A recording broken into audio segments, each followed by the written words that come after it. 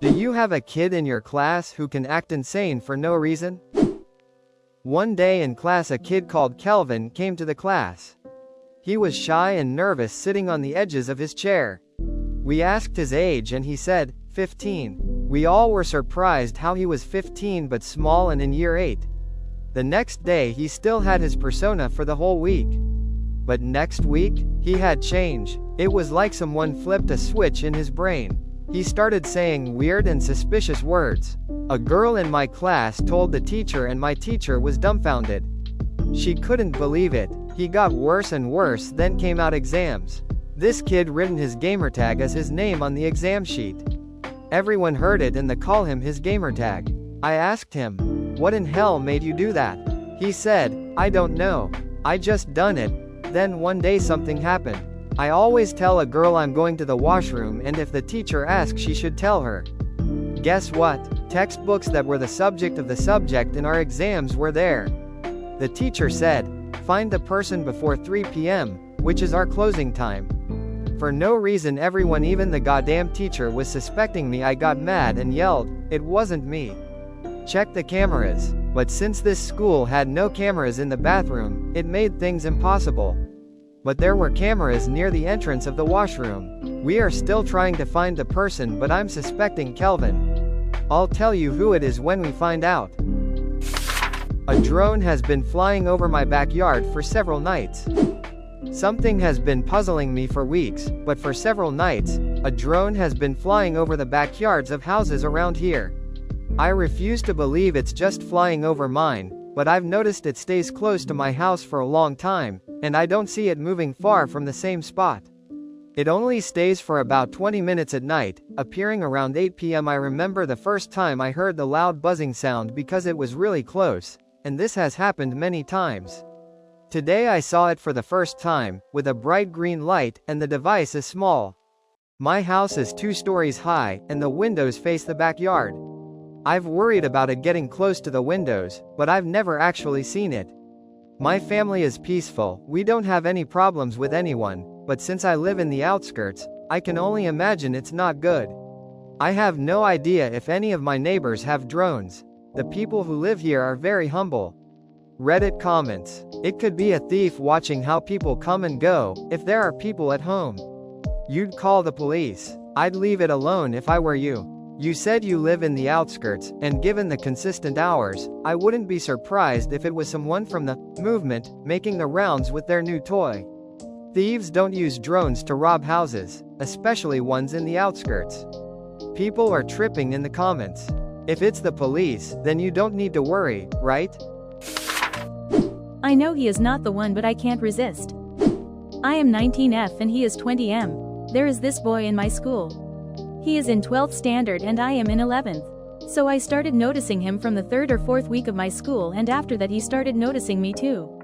In my POV, he looks good, but in my friend's POV, he is not worth of me or looks ugly.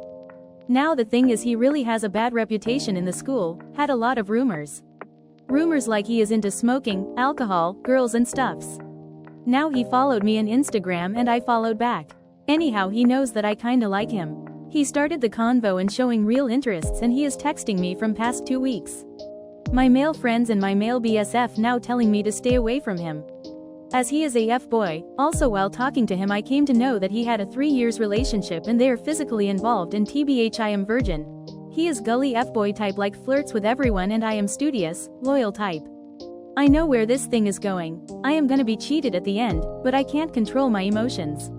Also, there is this behavior of him. When he texts me, he shows real interests in chat, but IRL he behaves like he don't know me. Until and unless I am going to him to talk. What to do? Reddit comments. Do not waste your time. He's using his stupid seduction tactic to get to you, and you will waste your time, energy, and resources, most of all happiness in the end with him. You can always find your type. Trust and believe your friends are right. But it's up to you in the end. Do you want heartache, or do you want to keep your peace? Do you want to be just another notch on his belt? Have some self-respect, trust your gut, and protect yourself. You deserve someone who values you, not someone who plays games. Disclaimer. This is all true. I changed the names, but the events are the same. I'm writing this to try and find closure or encouragement. This was very hard to write and reopened painful wounds. I'm trying to heal and move on from this. I, 31F, had been with my fiancé, 32M, let's call him Riley, for 5 years.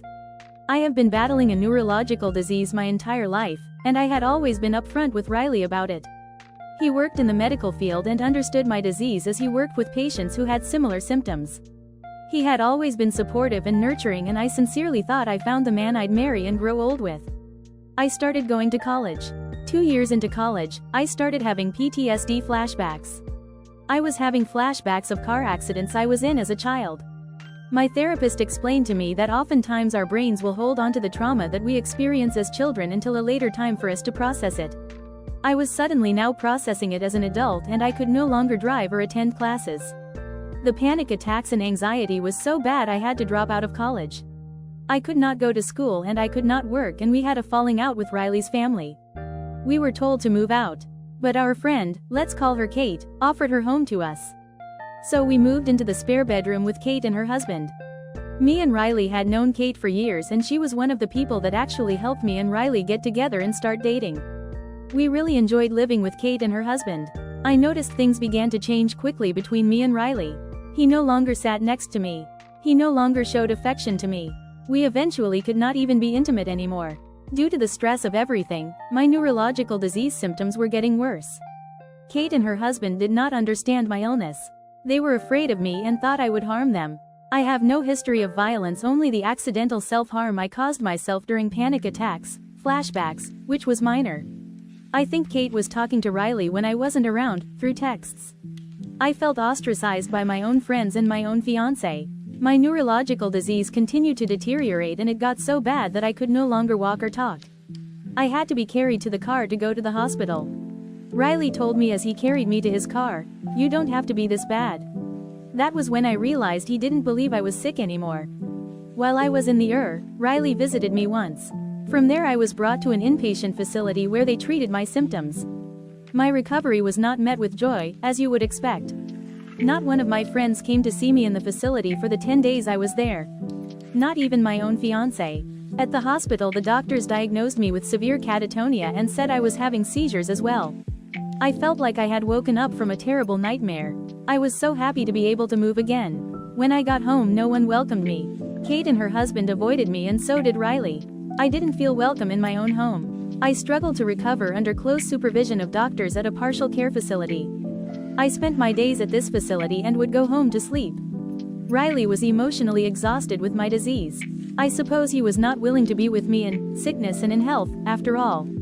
Riley emotionally checked out when I needed him most. One day I came home early from the partial care facility to find Kate and Riley having S**X. I was so broken I just hid in my room and cried. I was trying so hard to heal and recover that I didn't have the strength to confront either of them. A couple days later, Riley said he needed to talk to me. They all wanted me out in 3 weeks. I had been replaced by Kate in Riley's world. We finally broke up and I was suddenly homeless. Just as my health was improving, I was suddenly losing everything. The nightmare was not over. My therapists and counselors told me Kate, her husband, and Riley were stigmatizing me. I didn't realize that at the time and just felt the most profound betrayal. My therapist told me I needed to be with people that love and care about me. So my family came for me and I tried to start my life over with their help. But the nightmare was not over. Hit the like button, subscribe and turn on notifications to receive more anonymous stories.